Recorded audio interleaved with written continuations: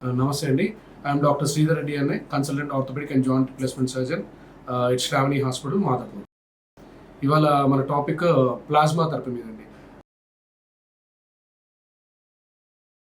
Plasma therapy is nothing but PRP therapy అంటున్నాను. PRP therapy అంటే platelet rich plasma. The నేమ్లోనే ఉంటుంది. Actually ప్లాస్మాలో platelets అనేవి చాలా ఎక్కువగా ఉంటాయి.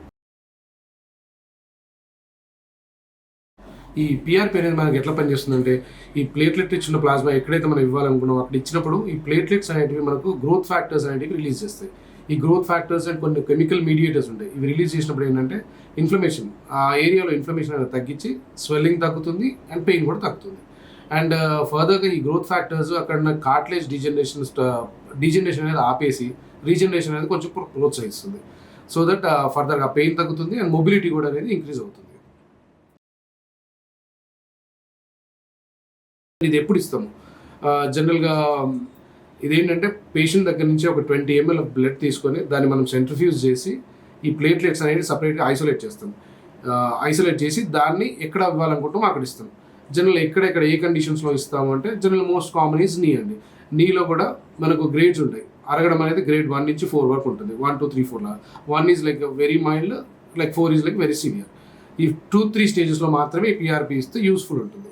ఏంటంటే ఈ 2-3 stages mild to moderate pain ఉన్న వాళ్ళకి మాత్రమే పనిచేస్తుంది. అండ్ ఎనీ అదర్ కండిషన్స్ అంటే మనకి షోల్డర్లో కూడా రొటేటర్ కఫ్ ఇంజరీస్ ఉన్నప్పుడు, లేకపోతే ఎల్బోలో టెన్నిస్ ఎల్బో అంటాము, ఏదైనా ఇన్ఫ్లమేషన్ ఉన్న ప్రదేశాల్లో అక్కడ ఇవ్వచ్చు. లైక్ టెన్నిస్ ఎల్బో అన్న, గోల్ ఫోర్స్ ఎల్బో అన్న. అండ్ హిప్లో కూడా ఏమైనా ఆర్థరైటిస్ అట్లా ఉంటే కూడా మనం ఇవ్వచ్చు. కొన్ని ప్రదేశాలు స్పైన్ కండిషన్స్లో కూడా మనం ఈ పిఆర్పి థెరపీ అనేది యూజ్ చేసుకోవచ్చు. నీలో ఈజ్ మోస్ట్ కామన్. అండ్ ఇంకా టెండన్స్లో అంటే క్రానిక్ టేర్స్ ఉండి పెయిన్స్ ఉన్న వాళ్ళకు, లైక్ టెండోఎక్లిస్ బర్సైటిస్ అంటాం, అంటే గుర్రమూతి అంటారు, అక్కడ ఉన్న వాళ్ళకు కూడా అక్కడ ఇస్తే ఒక్కొక్కసారి హీలింగ్ అనేది ఉంటుంది. అండ్ ప్లాంటార్ ఫెషైటిస్, పాదంలో బాగా పెయిన్ ఉన్న వాళ్ళకి, ఎస్పెషల్లీ డయాబెటీస్ ఉన్న వాళ్ళకు, ఫీమేల్స్ ఉన్న వాళ్ళకి ప్లాంటార్ ఫెషైటిస్ ఉంటుంది. ఈ ప్లాంటార్ ఫెషైటిస్ ఉన్నప్పుడు ఎక్కడైతే రాపిడ్ ఇన్ఫ్లమేషన్ ఉంటుందో అక్కడ ప్లేట్లెట్ రిచ్ ప్లాస్మా అనేది ఇస్తే హీలింగ్ అనేది ఉంటుంది. అండ్ పెయిన్ తగ్గుతుంది, ఇన్ఫ్లమేషన్ కూడా తగ్గుతుంది. ఇది ఎన్ని డోసెస్?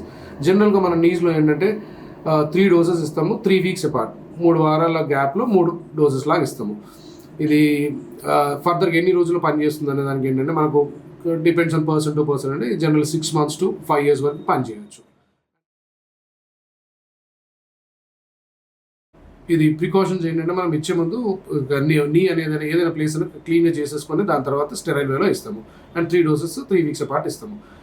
ఇంకోటి ముఖ్యమైన ఏంటంటే డయాబెటీస్ ఉన్న వాళ్ళు, కొలెస్ట్రాల్ ఉన్న వాళ్ళు ఏంటంటే వాళ్ళు ప్రీరిక్విజిట్గా ముందే ఆ డయాబెటీస్ అనేది, షుగర్ అనేది కంట్రోల్లో ఉండాలి, కొలెస్ట్రాల్ అనేది కంట్రోల్లో ఉండాలి.